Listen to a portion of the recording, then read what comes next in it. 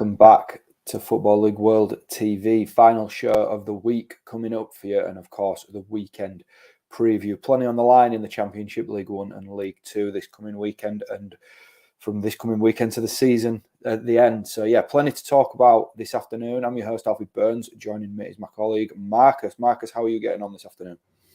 Yeah, really well, thanks, Alfie. Great to be at the business end of the season. I think this is what we sort of build towards for the entire campaign. So for it to be all laid out in front of us now is very exciting. So glad to be on previewing the weekend. Absolutely. So much to talk about. We've tried to narrow it down into around half an hour. I don't know if we might just spill over a touch. We're streaming across Facebook, YouTube and Twitter this afternoon.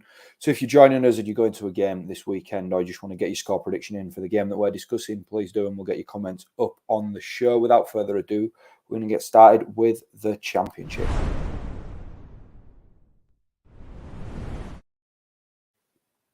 Particular focus in the Championship segment of the show then on the playoff race. We've got the table up there. I think if you're watching on a full screen, it won't look as blurry as it looks on my screen at the moment. And we're going to kick things off with the early kickoff tomorrow in the Championship between Sheffield United and Bournemouth. Sheffield United sitting 6th in the table and Bournemouth 2nd. We'll start with the home side then. Sheffield United, Marcus, they've been brilliant at Bramall Lane, really, under Paul Heckingbottom since his appointment towards the back end of 2021. They've won 8 out of 10 fixtures.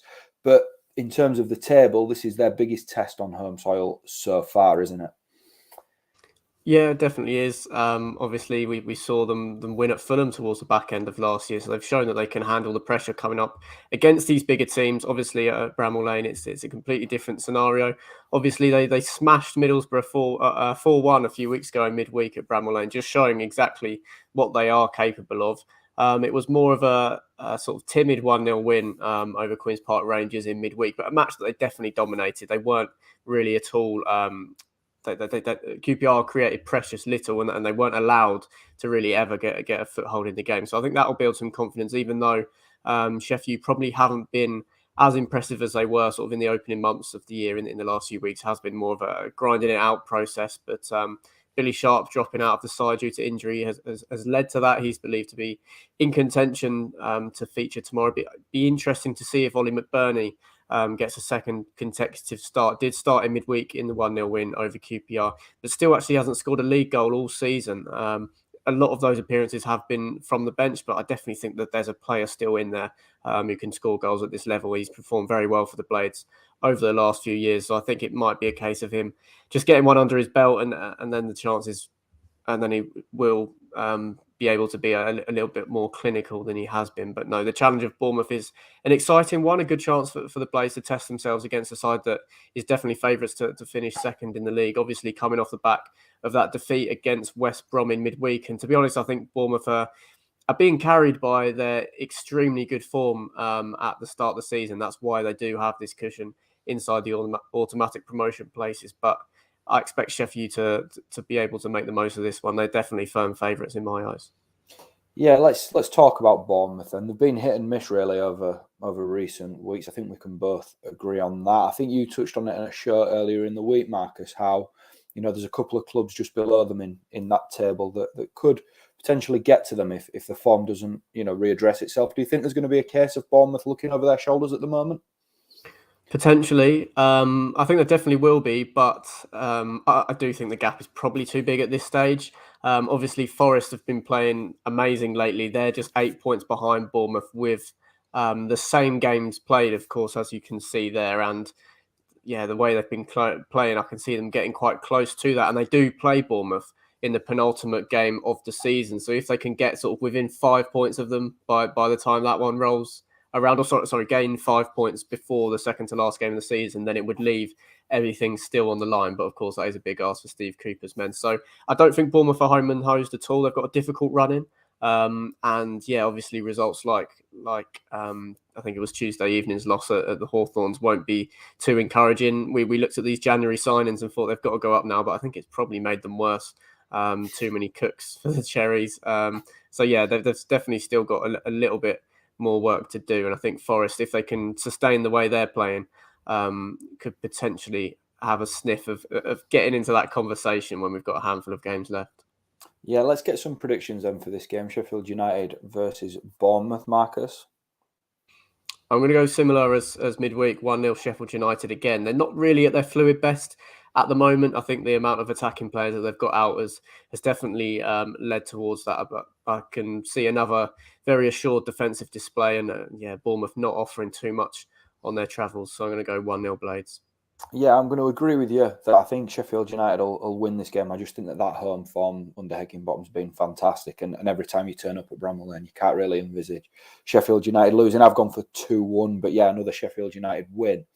Next club we're going to discuss then is Blackburn Rovers. That you can see they're just sitting outside the playoff places in 8th. They host Blackpool this weekend. Blackburn have been stung by a late draw against Coventry last weekend, and then midweek results didn't really go their way, did they, Marcus? How do you think their mindset's going to be right now, Blackburn? Yeah, confidence is going to be low. I think they've been a little bit unfortunate. I don't think they're playing as bad as their run. Just 2 wins from 12 actually suggests. I probably see them as the last club involved in the playoff race realistically. But yeah, it's been a real shame to see them sort of fall away that they have done. So yeah, Mowbray's got a job on his hands to keep them believing in themselves. We know that they do have that quality, and they still have the second best home record in the division. So they should be able to get the win here. I haven't been too impressed with Blackpool in recent weeks. I think having very little to play for should lend towards Blackburn having a huge chance to pick up 3 points here. But yeah, it's going to be interesting to see how they get on, and it's a test of Mowbray and this squad's character. I'm sure with a lot of them with contracts running out in the summer, that could be playing on their minds as well. So yeah, it's a tricky situation. Injuries came at a bad time.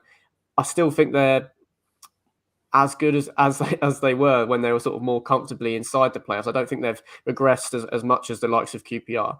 But yeah, this is a match that they've really got to win if they want to stay in that playoff race. And I think I do back them to do so. Yeah, I think that Bradley Dack getting back amongst the goals, on against Coventry was a good thing. And Brembrer and Diaz, the more football he plays between now and the end of the season, the greater Blackburn's chance of finishing in the top 6 is going to be. Let's get some predictions then for this game, Marcus. I'm going to go 2-1 to Blackburn.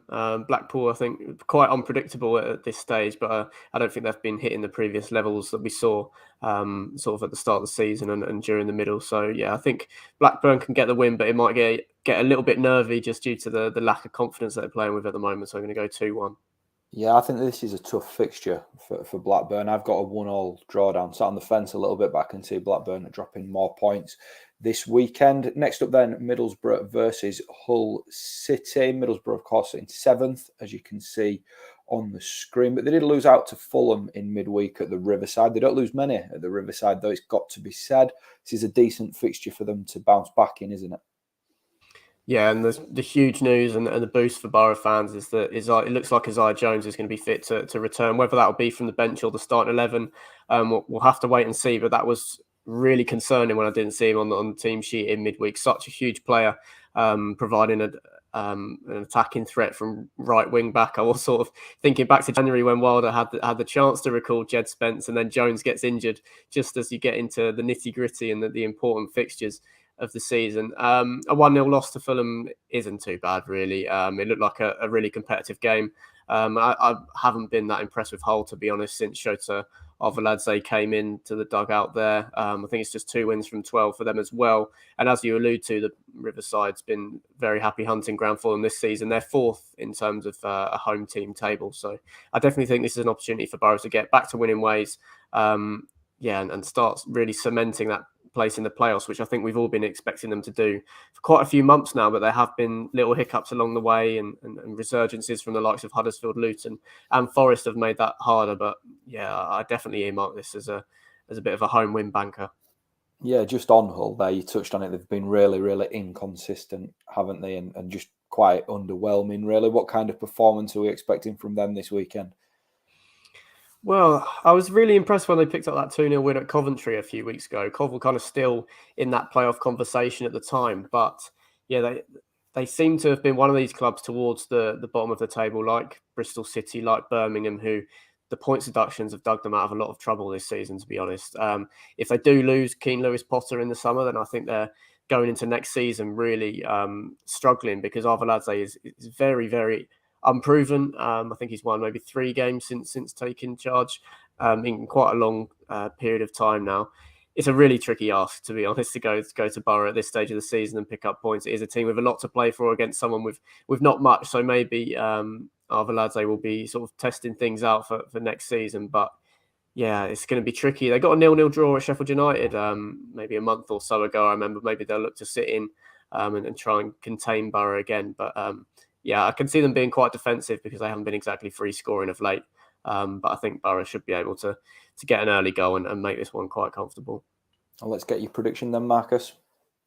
I'm going 3-0 Borough. Yeah, I seem to go big on Borough whenever I'm on. But yeah, I can't see anything that persuades me away from a home win. I think, yeah, Wilder's men should be quite comfortable.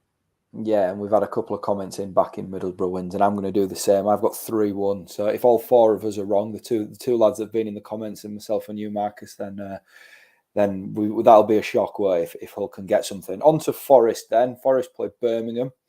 You know, Birmingham, we know they've got quality in Lee Bowyer's side and can hurt anybody on the day. They've shown it, you know, on a couple of occasions already this season. But Forest at home, you've got to fancy them, haven't you, Marcus? Absolutely, yeah. Birmingham beat West Brom last weekend 1-0 in a bit of a derby, but it's one of those. They had 2 shots in the whole game, and one of them was a penalty, and one of them was from long range. So it was really a bit of a nothingy small derby win, you could say, against the Baggies. But yeah, Forest are just on fire at the moment. For me, they're performing like the second best team in the league right now. That blitz at Bloomfield Road last weekend in the first half was amazing to see, to be honest. I think sadly this is definitely the last we're going to see of Brennan Johnson in the Championship for some time. Yeah, that they can just hurt you in so many different ways. He's got a lovely blend of youth and experience, and Cooper seems to have improved every single player in that side since coming in. And yeah, their home record hasn't been bad either. It does seem like this will be a really difficult match for the visitors, and I think Forest can kick on and get another win. And yeah, potentially if Bournemouth do lose at Bramall Lane as we're predicting, that would make it a little bit more interesting if Forest can pick up a win. Yeah, that leads us nicely into the next point that I've got on our notes here. You know, if Sheffield United can turn Bournemouth over in the early kickoff, that's going to be an added incentive for Forest going into this game, isn't it, Marcus? Yeah, definitely. I think players and managers like to say that they don't look at the table, but I think he'd be lying if Cooper says, you know, if the Blades do beat Bournemouth, that he's not mentioning in his pre-match team talk, look at the table. You know, they've spent so long of the season battling to break into the playoffs. It almost feels like a big weight off their shoulders now that they've eventually been able to punch their way in. But yeah, now it seems like a big opportunity. 8 games to go. They're so well placed, and yeah, the way they're playing, they're definitely playing better than Bournemouth at the moment. And yeah, as I said, they do play in the second to last game of the season. So if they can still be sort of at least in touching distance to keep things alive until the last day, then they've got to be winning matches like this. And I think the City Ground's been a real fortress ever since Cooper's stepped into the job. So yeah, you've got to fancy them. Yeah, that's such a myth about not looking at the league table. I spoke to Carlos Corberan and Lewis O'Brien earlier today, and they both said that they weren't. But I guarantee that they'll both be watching that early kickoff tomorrow, and then the results streaming in after. Let's get your prediction then for Forest versus Birmingham, Marcus. I'm going 2-0 Forest. Obviously played in midweek, so I think maybe won't be able to be just as explosive. But yeah, Birmingham with nothing to play for, and in a different way to Bournemouth, I think they're a side that will be very grateful that they started the season so strongly. Otherwise, it would have turned out quite differently. So yeah, I think a comfortable win for Forest here. I can't really see Birmingham offering too much, to be honest. 2-0. Yeah, I've got a 1-0 win for Forest. I think that they'll get the job done. Elsewhere in the hunt for the playoffs, QPR travel to Preston. QPR on a 4-game losing streak at the minute. Millwall host Barnsley, and heading into the weekend, it's 3rd versus 4th on Monday night between Huddersfield and Luton, which is a game that we'll be touching on Football League World TV at the start of next week.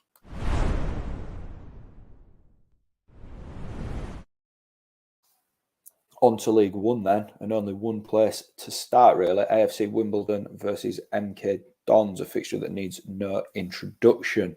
But two clubs with contrasting fortunes at the minute. Wimbledon fighting for their lives in League One and MK pushing for a place back in the Sky Bet Championship. That kind of goes out of the window a little bit in this game, doesn't it, Marcus? Yeah, you can expect a carnival atmosphere at Plough Lane. I do think Wimbledon have been better since Mark Bowen came in.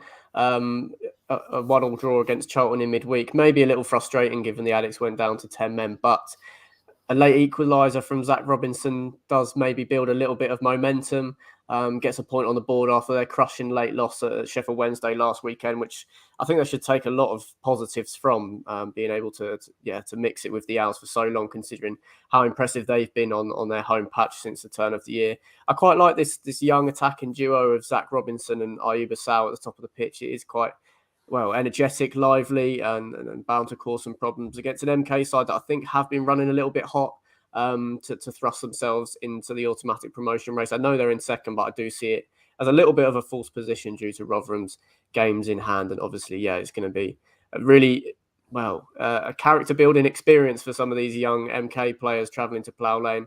It could be a bit of a cauldron atmosphere. Luke McCormick might be back from the start. I think Bowen might be a little bit more cautious because he's against one of the top sides of the division and maybe introducing him from the bench, but that's a huge boost for the Wombles considering how good he's been since coming in from Chelsea in the summer. So surely this winless run has got to end at some point. 23 games now in all competitions. That's virtually half a season.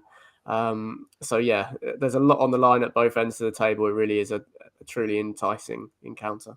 Yeah, I mean, this is a massive game anyway, but to get it at this stage of the season, just on the, the start line of the running, if you will, and with both teams having so much on the line, it's really, really one to watch this weekend, isn't it? Let's get your prediction for this game then, Marcus. I'm going 1-1. Just for the way I've seen MK have been superb lately, but I don't think their run of wins and the regularity of them is quite sustainable. And I think Wimbledon have been more tight at the back since Bowen came in. So I think they can get a foothold in the game. And I'll go for a 1-1. Yeah, I think it's going to be a draw as well. I've gone for a little bit more drama. I've gone with 2-2 and potentially a late goal or two there. But honours even in this big game. On to the next game then, Rotherham against your club, Charlton. Marcus, we'll start with Rotherham. It's a big weekend for them back in League One. Obviously, they won the Papa John's Trophy last weekend, and that needs to be a springboard for them in the league now, given that they've slipped to third at the expense of MK. Yeah, I think it's a good situation for them to be able to refocus their attention at this point of the season. Obviously, that would have been the line that Paul Warne was trotting out had they lost the Papa John's Trophy, but I think it still applies, even though they were able to take the crown. They've been so good over a long-term period, to be honest. We have seen a drop-off in the last few months, but I think that's only natural considering how good they have been. Best defence in the league, only conceded 25 goals from 39 games, which is just absolutely incredible. Josh Vickers, their first choice goalkeeper's out for the rest of the season, but I think they've got an able backup in Victor Johansson. So I think this is a big opportunity for Rotherham to pick up a win, and potentially if MK do drop points, they'll be able to jump back into the automatic promotion places, or at least just stay in touch and distance with those games in hand to come. So Rotherham still in a strong position despite the drop off in recent months, and I think they can definitely build on that dramatic late turnaround at Wembley last weekend. I do fancy Rotherham here. Yeah, your club then, Charlie. We've had Wayne with a comment in, predicting a 3-1 win. I'm sure you'd take that, but how are Charlton going to be able to hurt Rotherham this weekend, do you think? It's a tricky one, to be honest. I haven't been as free scoring of late, to be honest. Jayden Stockley sticking in the goals, got one with his head in midweek, so he'll be a test. But I feel like that's the kind of test that Rotherham are really used to. Got three very tall and aerially dominant centre-backs that could be able to negate most of that threat. So it'll be interesting to see how Jackson approaches it.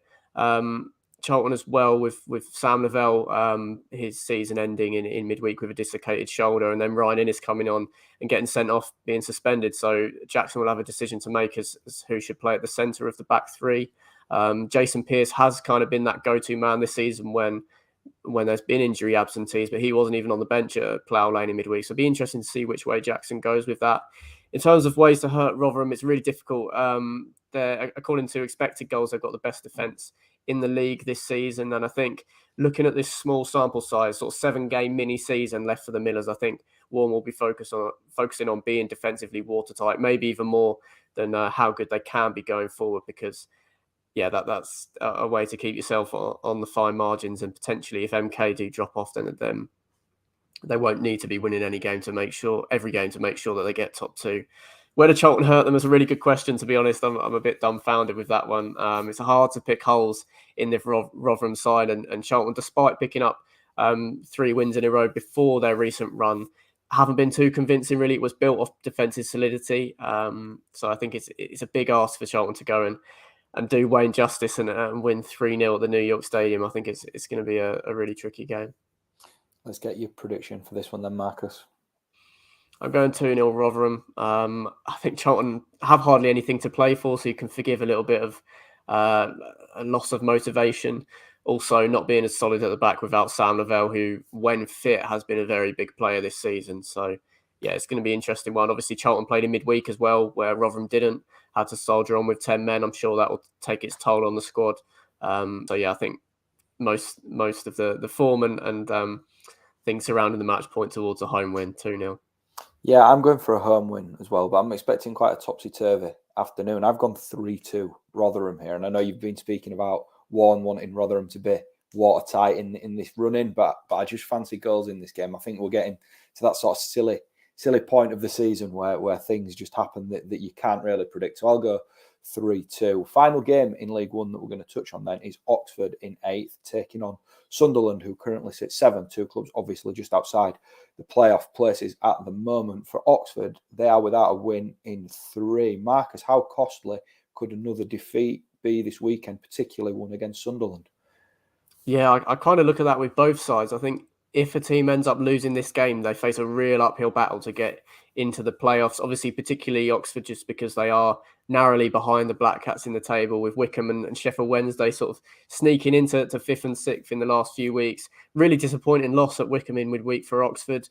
Performance data suggests that they played all right. It's just a couple of sloppy goals that Carl Robinson was ruining at the end of the game. But I think this is going to be a really interesting encounter. I think we could be in for a cracker here. Really interesting clash of styles between Robinson and Alex Neil, has focused more on Sunderland's defence since coming in, and has really been able to shore them up in recent weeks against kind of a gung-ho Oxford side. They're the highest scorers in League One by miles, even though they're 8th in the division. So they only know how to play one way.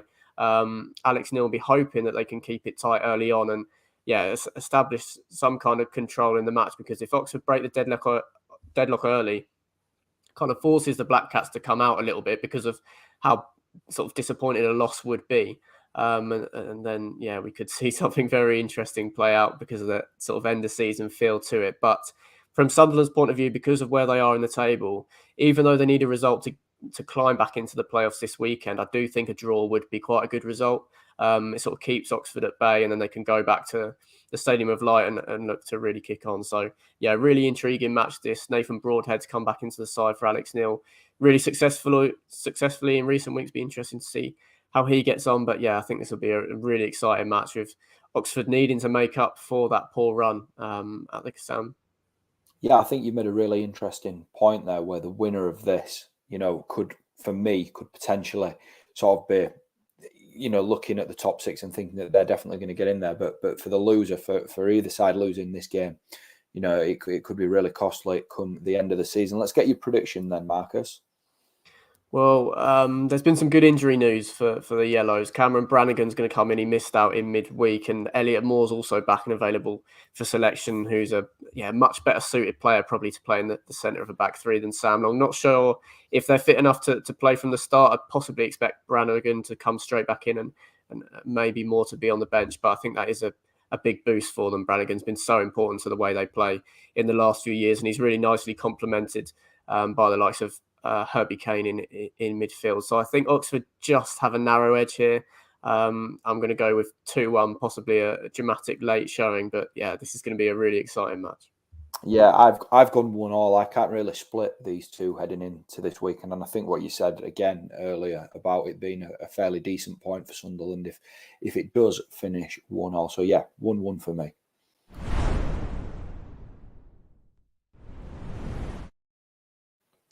There we go. We've got the league table back as we move into League Two. Then focus on the pool of teams between 2nd and 11th. Really, probably the most exciting part of the EFL at the moment. The race for promotion in the 4th tier. First game we're going to look at is Carlisle against Exeter City. Exeter 2nd in the table, and this is a really, really good opportunity for them this weekend against 18th place Carlisle. If they're going to start thinking about securing a place in the top 3, Marcus, this is a game that they need to be targeting 3 points from, isn't it? Definitely, yeah. We're at the stage of the season where playing a team in sort of lower mid-table with not a lot to play for is actually nicer, you'd say, than maybe travelling to Oldham or Stevenage or someone like that near the bottom of the table. 5-point cushion on 4th place with 7 matches to go for the Grecians. It's a great position they've been in compared to recent years and having to go through the nerves and trauma of the playoffs. It's a huge opportunity. Obviously, possibly the longest journey in the whole of the EFL in terms of away days, but yeah, they're probably on their way right now. But yeah, it's going to be a really interesting one. Matt Taylor's done such a good job with Exeter this season. They've consistently sort of lost players each summer and rebuilt and gone again. And yeah, this is a huge opportunity. Obviously, got to watch out for Amari Patrick. He's been sensational since joining Carlisle. In January, was influential in their 2-2 draw at Tranmere last weekend as well. But yeah, Exeter at this stage of the season, they've got a really good attacking contingent, a really nice blend up there. They haven't been as reliant on Matt J this season as they have been in recent years. And just one shout out to Timothy Dieng. I think he's kind of gone under the radar, but having an unbelievable season at the Grecians. They signed him from Southend in the summer. He scored 14 goals in all competitions from central midfield. Just a tremendous piece of business. It just shows exactly what they're about at Exeter. And I think I do lean towards them getting the result here because of Carlisle having a little bit less to play for. But then, there is an element of unpredictability, of course, and considering how good the Cumbrians have been under Paul Simpson.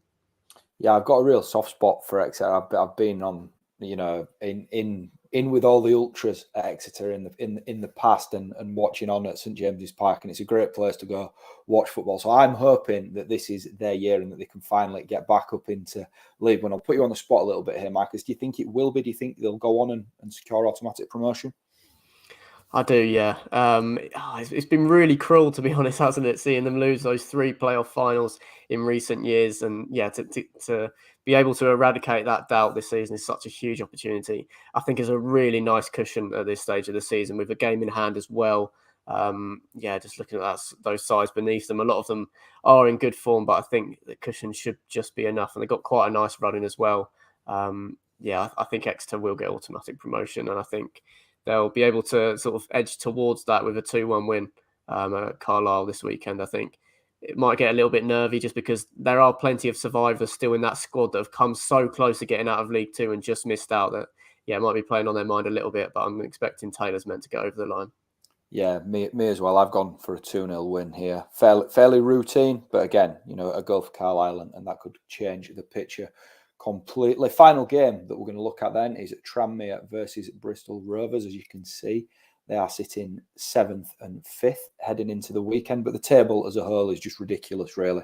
10 points between 2nd and 11th at this stage of the season makes League Two just the most remarkable division, and it seems to be like that, every year.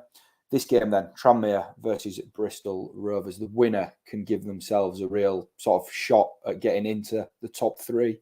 I feel the loser facing the slog in the playoffs. Marcus, would you agree with that? Yeah, definitely. Bristol Rovers are in much better shape. We've seen Tranmere kind of regress to the mean in the last few months. They haven't even got the best defence in the league anymore. Obviously, it was so good at the start of the season. That's what kind of propelled them towards the automatic promotion race. Lowest scorers in the top 11 and have not been convincing in recent weeks. It's an incredible run from Bristol Rovers. I mean, they weren't quite out of the outside playoff contenders conversation sort of at the turn of the year, but to put a run together like this has been incredible. So they'll definitely be confident of picking up a result. I think sadly Tranmere are even heading out of the playoffs, to be honest. I look at the quality of the teams below them and how close it still is, and Swindon and Newport well, even Salford and Sutton as well. You could count all of them in it. I do think Tranmere are the one team in that block that look to be heading sort of on a downward trajectory in terms of their performances. So I think Bristol Rovers go there as the form team. And yeah, by the way they've been playing since the turn of the year, they'll definitely be eyeing that third place. Let's get your prediction then. I think I know which way you might be going. I'm going to go 1-0 Bristol Rovers. I can't trust Tranmere's attack, to be honest. They've been lacklustre all season. They've been attacking like a bottom half team and defending like champions for most of it. And now the defence isn't quite as good and the attacks pretty much stayed the same. So you're only going to head one way if that does happen. So I think Bristol Rovers have the advantage here, 1-0. Yeah, I agree with you. I think Bristol Rovers are in real good shape heading into this fixture. I've gone with a 2-1 away victory.